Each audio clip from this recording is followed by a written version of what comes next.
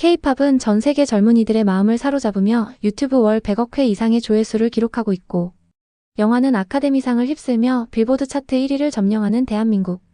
OECD 국가 중 경제 순위는 약 11위 내외를 기록하며 반도체, 자동차, 방산산업에서 세계 최고 수준의 기술력을 자랑하고, 스타벅스에서는 비싼 전자기기를 두고 화장실에 가도 훔쳐가지 않는 성숙한 시민의식을 보여주는 한국의 매력에 빠져 한국을 한평생 연구한 사람이 있습니다.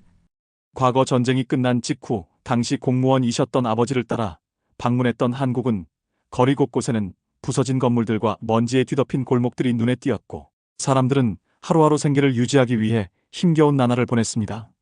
낡은 상자에 담긴 소박한 식재료로 겨우 한 끼를 준비하는 가족의 모습을 경험한 저는 놀랍도록 발전하고 있는 한국의 모습에 매료되어 40년 넘게 한국을 연구하고 있습니다. 제 연구와 경험은 한국이 단순한 전쟁의 폐허에서 벗어난 나라가 아니라 깊은 역사적 뿌리와 독자적인 문화유산, 그리고 미래를 향해 도약하는 위대한 국가임을 증명합니다. 지금 이 순간 한국의 놀라운 변화를 직접 눈으로 확인하며 저는 그 자랑스러운 역사를 여러분께 전하고자 합니다. 안녕하세요. 저는 존 해링턴 교수입니다. 어린 시절 아버지를 따라 한국에 방문하게 된 저는 세상에 대한 기대와 호기심으로 가득 차 있었습니다. 당시의 한국은 오늘날 여러분께서 상상하시는 현대적이고 분주한 나라와는 매우 달랐습니다.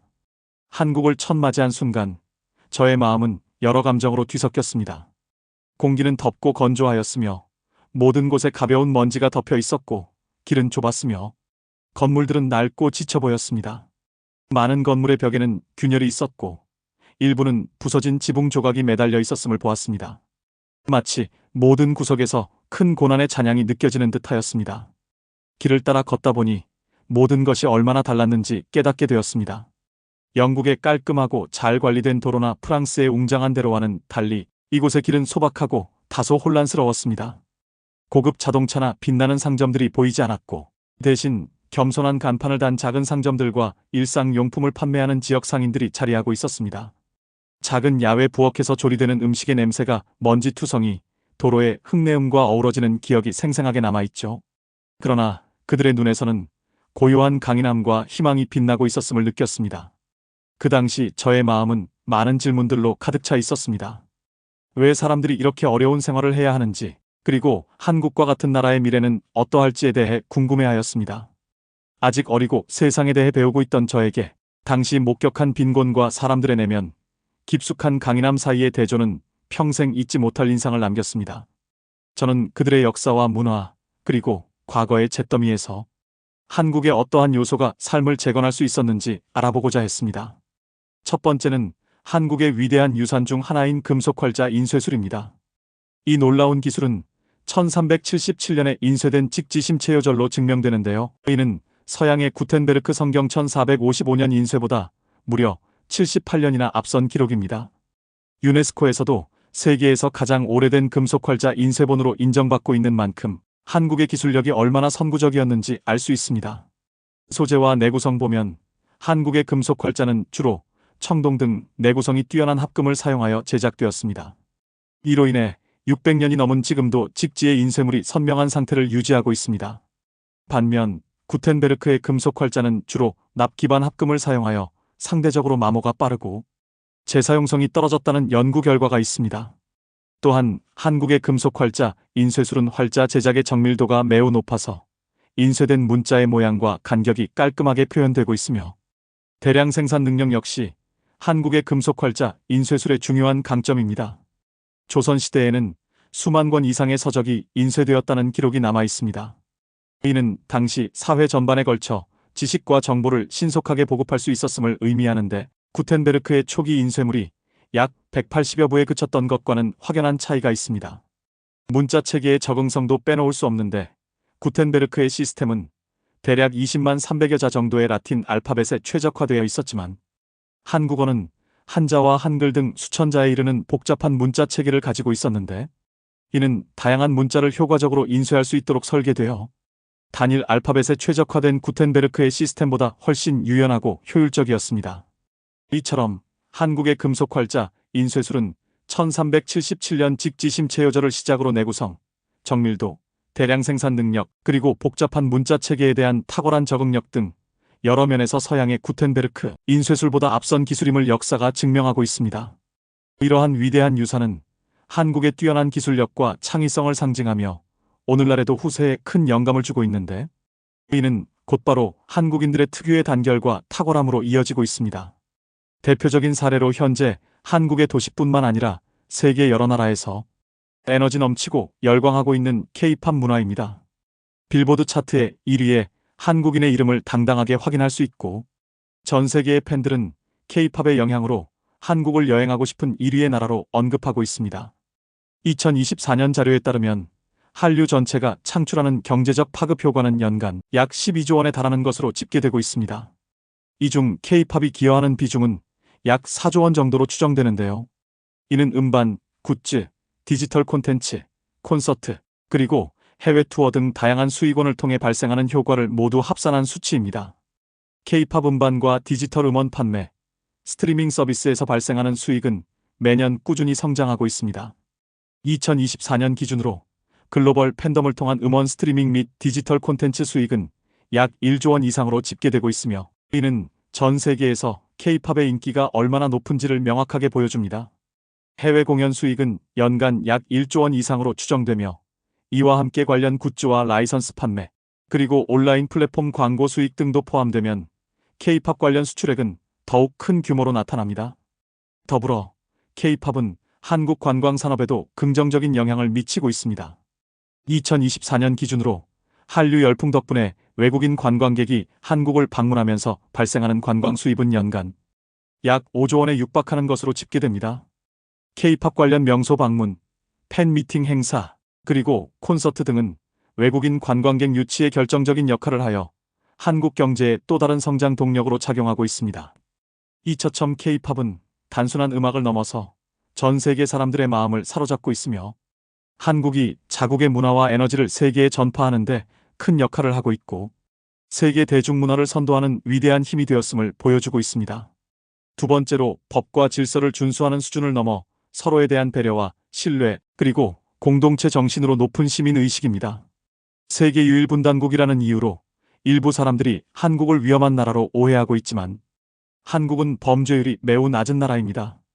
경찰청과 범죄 통계에 따르면 외국인 관광객을 대상으로 한 범죄 발생률은 매우 미미한 수준입니다. 실제로 한 해 동안 수백만 명의 외국인 관광객이 방문함에도 불구하고 심각한 범죄 사례는 극히 드물게 보고되고 있습니다.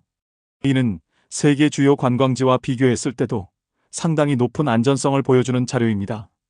한국은 첨단 기술과 현대적인 인프라가 잘 갖추어져 있어 위급한 상황에 빠르게 대응할 수 있는 체계가 마련되어 있습니다. 실시간으로 모니터링되는 CCTV와 스마트 안전 시스템이 주요 도시 곳곳에 설치되어 있습니다. 하루는 스타벅스 카페에 앉아 있을 때 손님들이 테이블 위에 소지품을 아무 걱정 없이 두고 자리를 떠도 그대로 안전하게 보관되어 있어 저로서는 충격적인 모습이었습니다. 마치 모든 사람이 서로를 완전히 신뢰하는 것처럼 느껴졌습니다. 이러한 상호 신뢰는 한국 사회가 깊은 공동체 의식과 존중, 배려로 뭉쳐 있음을 나타내며 오늘날 한국을 특별하게 만드는 중요한 요소 중 하나입니다. 현대 한국의 구석구석에는 탁월함과 깊은 공동체 정신이 깃들어 있었습니다. 첨단 기술센터부터 분주한 시장, 활기찬 거리에서부터 고요한 공원에 이르기까지 모든 장소가 국민들의 노력과 단결을 그대로 드러내고 있었습니다. 저는 오늘날의 한국이 단순히 새로운 건물이나 발전된 기술에 국한되지 않고 그것을 가능하게 하는 국민 한 사람 한 사람의 힘에 달려 있음을 깨달았습니다. 직업이나 연령에 상관없이 모든 이들이 함께 모여 나라를 더 나은 곳으로 만들기 위해 노력하는 모습이었습니다. 따뜻한 오후, 한 공원에 앉아 가족들이 햇살을 만끽하며 아이들이 자유롭게 뛰어놀고 어르신들이 벤치에 앉아 이야기를 나누는 모습을 지켜보았습니다. 공원은 생명력으로 가득 차 있었고 모든 미소와 작은 친절이 공동체의 힘을 더해주고 있음을 느꼈습니다. 그곳에서 보았던 단결은 제가 평생 처음 보는 특별한 모습이었습니다. 이는 한국의 발전이 국민 상호 간의 신뢰, 존중, 사랑 위에 세워졌음을 명확히 보여주었습니다. 무엇보다 놀라운 것은 단결성과 질서 있는 민주주의의 표본이 되는 모습인데, 무엇보다 2002년 월드컵 기간 동안 온 국민이 한마음으로 팀을 응원하며 젊은이와 노년층을 가리지 않고 거리에 모여 승리를 축하했던 모습은 한국인들의 단합된 힘을 상징합니다. 또한 촛불 시위 때 작은 촛불과 손판을 들고 평화롭게 모여 강력한 정의와 더 나은 사회에 대한 메시지를 전달하는 모습을 보면서 어려운 시기에도 국민들이 단결하여 자신들이 믿는 바를 위해 당당히 일어설 줄 아는 강한 의지를 보여주고 있습니다. 또한 한국은 기술 분야에서 세계적인 경쟁력을 자랑합니다. 비록 작은 영토와 적은 인구를 가졌음에도 불구하고 OECD 국가 중 경제 순위는 약 11위 내외로 평가되며 반도체 산업은 최첨단 기술과 정교한 제조 공정을 바탕으로 글로벌 시장을 선도하고 있으며 자동차와 방산 분야 역시 혁신적 기술과 엄격한 품질 관리로 세계 경쟁력을 확보하고 있습니다. 이러한 산업 경쟁력은 한국인들의 끊임없는 배움과 혁신, 그리고 강한 민족적 결속력이 만들어낸 결과입니다. 한국인의 이러한 기술력은 세종대왕의 깊은 통찰력과 천재성, 그리고 국민에 대한 사랑에서 비롯된 것임을 간과할 수 없습니다. 1443년 세종대왕께서 창제하시고 1446년에 공식 반포된 한글은 단순한 문자가 아니라 당시 백성들이 쉽게 배우고 사용할 수 있도록 고안된 혁명적인 문자 체계였습니다. 한글은 단순히 문자라기보다 인간의 발음 기관을 본떠 만들어진 과학적이고 체계적인 문자입니다. 예를 들어 한글 자음은 입모양과 혀의 위치를 형상화하여 디자인되었는데 이는 언어를 이해하고 표현하는 데 있어 매우 직관적인 접근 방식임이 역사가 증명해주고 있습니다. 누구나 쉽게 배울 수 있는 문자로 한글을 덕분에 실제로 한글의 보급 이후 조선 사회에서는 문맹률이 급격히 낮아졌다는 기록이 남아 있습니다. 또한 한글은 단 24개의 기본 문자로 구성되어 있지만 이 단순한 체계 안에 한국어의 모든 소리를 정확하게 표현할 수 있는 놀라운 효율성을 담고 있습니다. 이러한 특징은 세계 여러 언어학자들에 의해 과학적 근거와 함께 연구되어 왔으며 그 우수성이 여러 학술 논문으로도 입증되었습니다. 저는 옥스퍼드 대학교 연구실에 앉아 한국에서 보낸 시간들을 되돌아보며 한 나라가 어떻게 변화하고 성장했는지를 깊이 생각습니다. 처음 한국을 방문했던 당시 저는 이 나라를 전쟁의 상흔으로 얼룩지고 먼지투성이의 거리와 부서진 건물들이 즐비한 고난의 땅으로만 보았습니다. 당시에는 가진 것이 적고 건물 하나하나에도 고통과 아픔이 묻어나 보였으며 사람들의 눈빛에는 희망보다 절망이 더 많아 보였습니다.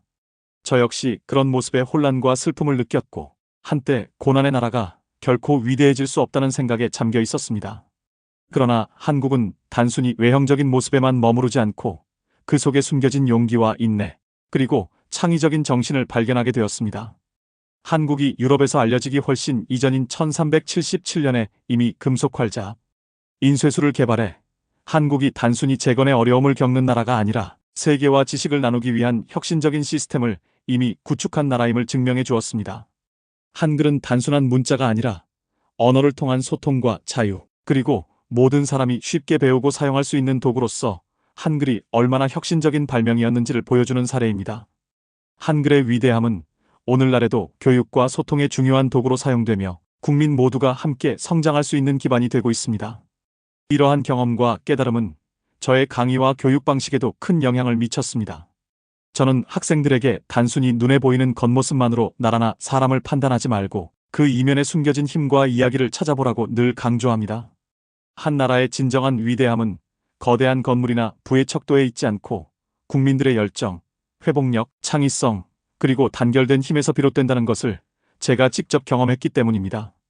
모든 나라는 각기 다른 어려움과 도전을 겪으면서도 그 속에서 승리와 발전을 이루어내는 고유의 이야기를 지니고 있습니다. 오늘날 한국은 기술, 문화, 시민의식 등 여러 분야에서 선두주자로 자리매김하였습니다. 현대의 한국 도시는 깨끗한 보도와 밝은 불빛, 고층 건물들이 어우러진 모습으로 한때의 먼지투성이 거리와는 전혀 다른 풍경을 자랑합니다. 특히 첨단 기술센터에서는 젊은 엔지니어들이 새로운 소프트웨어와 하드웨어를 개발하며 세계 시장을 선도하는 모습을 쉽게 목격할 수 있습니다. 이는 그저 현대적 인프라의 발달만이 아니라 국민들이 한마음으로 협력하여 이룬 결실임을 알 수 있습니다. 그동안 일생을 한국을 연구하면서 한국은 저에게 회복력과 희망, 그리고 단결의 힘을 일깨워 주었고, 이러한 경험은 제 삶과 교육의 큰 터닝포인트가 되었습니다. 한때 고난 속에 잠겨있던 한국이 이제는 기술, 문화, 그리고 공동체 의식에서 세계를 선도하는 나라로 발전한 모습을 보면서 저는 깊은 감사와 자부심을 느낍니다. 오늘 여러분께 전하고 싶은 메시지는 어떤 나라든 그 겉모습만으로 판단할 수 없으며 국민들의 마음과 그들이 함께 이루어낸 노력 속에 진정한 위대함이 숨겨져 있다는 것입니다. 한국은 저에게 그리고 많은 이들에게 고난과 어려움을 극복하고 단결된 힘으로 미래를 향해 나아갈 수 있는 본보기를 보여주었습니다. 이제 단상에 설 수 있는 날이 얼마 남지 않은 저는 마지막까지 이 교훈들을 제 강의와 일상 속에서 되새기며 학생들에게도 모두가 가진 숨겨진 강점을 찾아내고 서로 다른 문화를 이해하며 함께 성장해 나갈 수 있음을 가르치고자 합니다. 지금까지 한국을 누구보다 깊숙이 연구해온 세계 최고의 명문 옥스포드의 존 해링턴 교수님의 사연을 들을 수 있었습니다. 다시 한번 한국의 단결과 창의성 그리고 국민들이 열정으로 뭉친 나라가 어떻게 미래를 열어가는지 느낄 수 있었습니다. 오늘도 영상이 재미있으셨다면 구독과 좋아요, 알림 설정 부탁드리겠습니다. 그럼 지금까지 무빙아트였고요. 끝까지 시청해주신 모든 분들 감사합니다.